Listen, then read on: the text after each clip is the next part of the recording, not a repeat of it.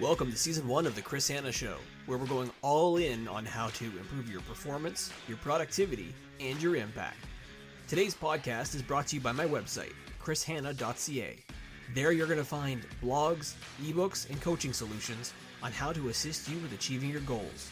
You'll also find a description of some of my recent speaking topics that are currently offered. For all that and more, visit chrishanna.ca today.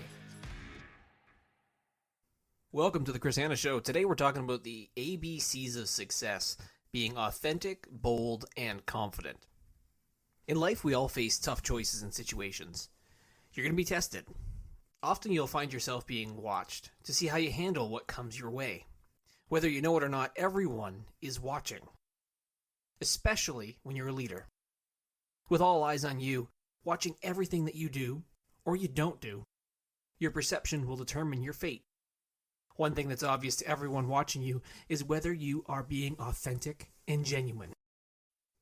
So what does being authentic mean? Why does it matter? Well, trust is the foundation of all relationship. And if people are unsure of your intentions, they're going to question whether or not what you say and do is actually on the level, if it's legit or not.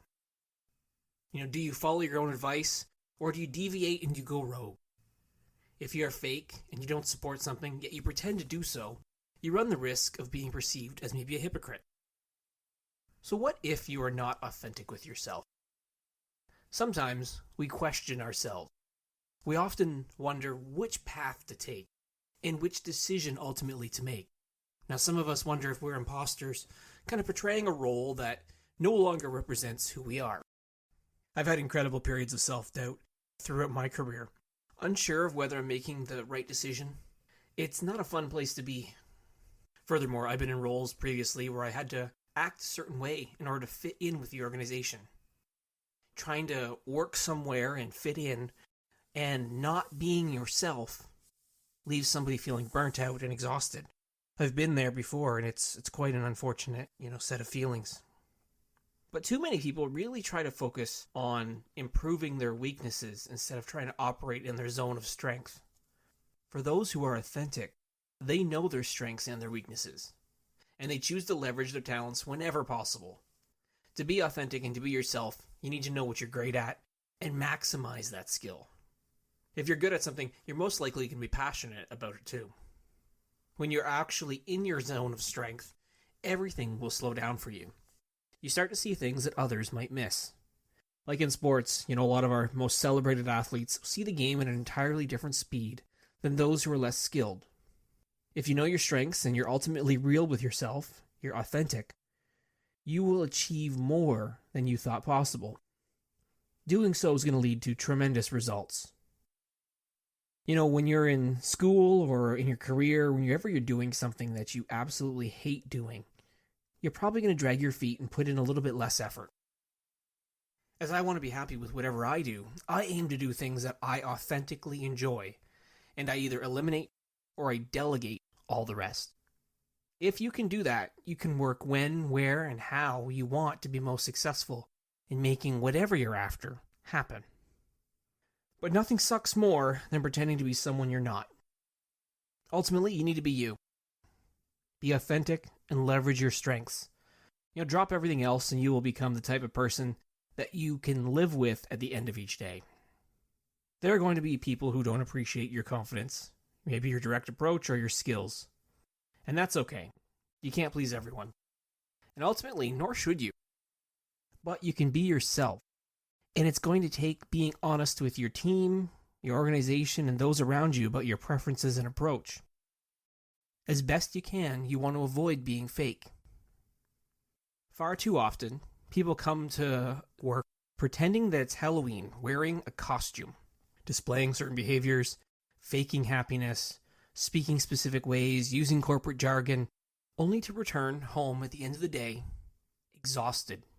If you can find a position in an organization and ultimately culture where you can be yourself and authentic, that is what's going to make the difference.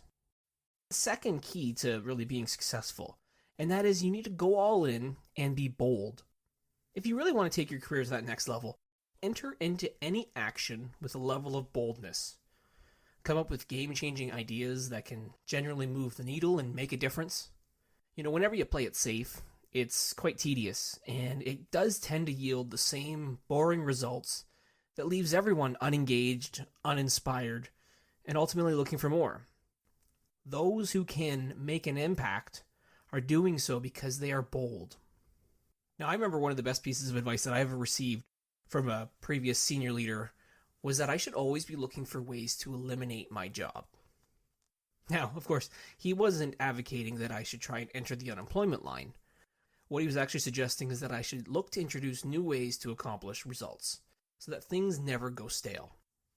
I should focus on trying to come up with goals to inspire team members to break free of complacency, recognizing that there's going to be pockets of resistance. You're going to find that there are some people who are just too scared to risk any semblance of stability. There are going to be people who are against your ideas.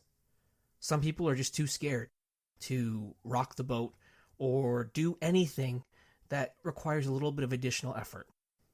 You might be able to try and influence them, but you are going to run into resistance sometimes when you are trying to be bold.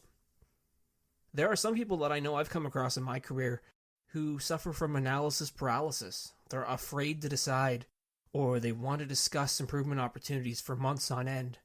Sometimes you just need to move past them or work around them. But doing something half-assed never usually leads to results that are outstanding. One foot in the door and one foot out often leads to a level of indecisiveness and frustration for you and for anyone else that's with you on the journey. You're not always going to win. Sometimes you will try something bold and it will fail, but that's okay. Because if you learn from the failures, occasionally fantastic opportunities will come your way that you never thought possible. I once applied to speak at a conference, and I put in hours of work into my proposal. Instead of doing the bare minimum, I included a full copy of the slides I would share. I was so confident that I'd be selected to speak. Instead, it didn't work out. I failed to be chosen. Unsure of where to go next, I was admittedly disappointed at being rejected. Now, because I was bold and I provided way more than others, someone who viewed my work reached out and provided me with another opportunity to contribute. From there, I was able to regularly write, contribute, and speak to a different audience, opening up even more opportunities for me personally and professionally. Actually, the best projects and opportunities I've ever experienced in my career have happened because I was bold enough to push for them. Sometimes what I wanted to go after took longer than I initially thought it was going to take, but the result was so game-changing that I can't help but be happy.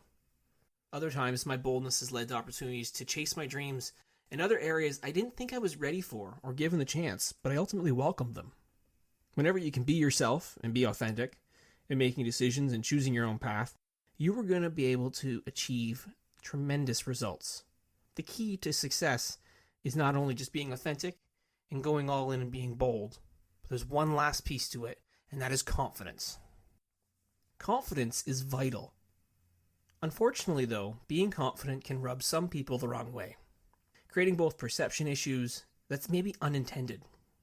Even worse, some people see confidence as threatening or a source of envy, and that can create unnecessary drama for yourself. We all do need some level of confidence in ourselves, in our leaders. Speaking from a leadership perspective, people are naturally drawn to confident leaders. They tend to be more charismatic, compelling, and influential.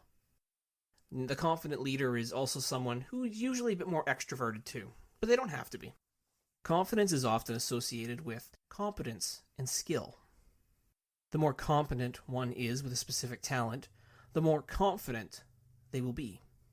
If given the opportunity between choosing a confident surgeon or someone unsure of their abilities, any sane person would definitely take the confident surgeon. Most organizations want to ensure that they have leaders who are confident in leading their teams and critical projects. Less experienced employees are often paired up with confident leaders, expected to share their knowledge, while also knocking down barriers to success. Employees really don't want to work with somebody who questions themselves or is unsure of what to do. I've personally worked for some of these leaders before, and it's incredibly painful when you have somebody who's just not confident in their abilities. In terms of public speaking, a lack of confidence communicating really can erode the credibility of any presenter too. Since influencing others relies so much on sharing info and presenting, a confident communicator will persuade others to act compared to those who are less confident. But as I mentioned earlier, there are drawbacks of being a confident person. The percentage of confident versus unconfident people, it varies greatly depending on the industry and the organization. Confident people can sometimes rub others the wrong way. Speaking up in team meetings or sharing opinions and driving ongoing change forward can come across as imposing one's will on those who are quieter. Sometimes a confident person is seen as steamrolling others and pushing their ideas forward. Fortunately, this is often due to their counterparts failing to speak up or even taking the time or effort to share their own opinion. But there are times where, and I've seen this before personally and experienced this, two equally confident people can butt heads. Everyone's out there competing, right? They're competing for time, resources, attention. Both people might know what they want and they need, but it can sometimes lead to an all-out war. It's often unintended, but it's a casualty of both a collective level of passion and enthusiasm. For those people who are less confident, they might feel that someone with a high level of confidence has too much energy for them. Struggling to relate to some, the ambition and the motivation of confident leaders can also lead to them having higher expectations that some people really struggle to meet. As I said earlier, confidence can be one of those things that can lead to perception issues as well. Some people might equate confidence with a level of arrogance or being cocky. These are subjective terms that really are a matter of perspective and vary greatly depending on the person. But you have to be mindful, if you are confident, if the wrong person perceives you as cocky or arrogant, it could be dangerous. I'm personally someone who is confident. I know what I am good at, and I try not to pretend to do something or to be an expert in some area that I'm not really skilled or confident in. If I'm wrong, I'll learn from the mistakes made. For me, confidence can come from a variety of sources, but I think there's two areas that contribute the most to it, and that is experience and mindset. The more experienced someone is in terms of their specific talents, the more confident ultimately they're going to be. If I spend years, say, building, managing, leading teams to achieve outstanding results, I'm going to be more confident than someone who's never done it before. In terms of my mindset, if I'm someone who's open to new possibilities and willing to learn from mistakes instead of dwelling on them and being crushed, odds are I'm probably going to be more confident. At the end of the day, I'm just trying to make sure that people are looking at challenges as opportunities for improvement instead of seeing them as enormous obstacles. So really, to achieve success, there are 3 points to remember. If you want to set yourself up for success, you need to be authentic, bold, and confident. You've been listening to The Chris Hanna Show.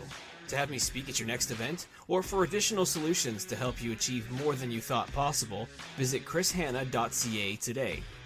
For other solutions and resources designed to help companies and leaders rethink and evolve their approach to managing, be sure to check out evolvingmanagement.com.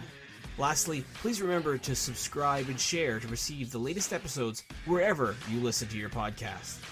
We look forward to connecting with you again soon for another episode of The Chris Hanna Show.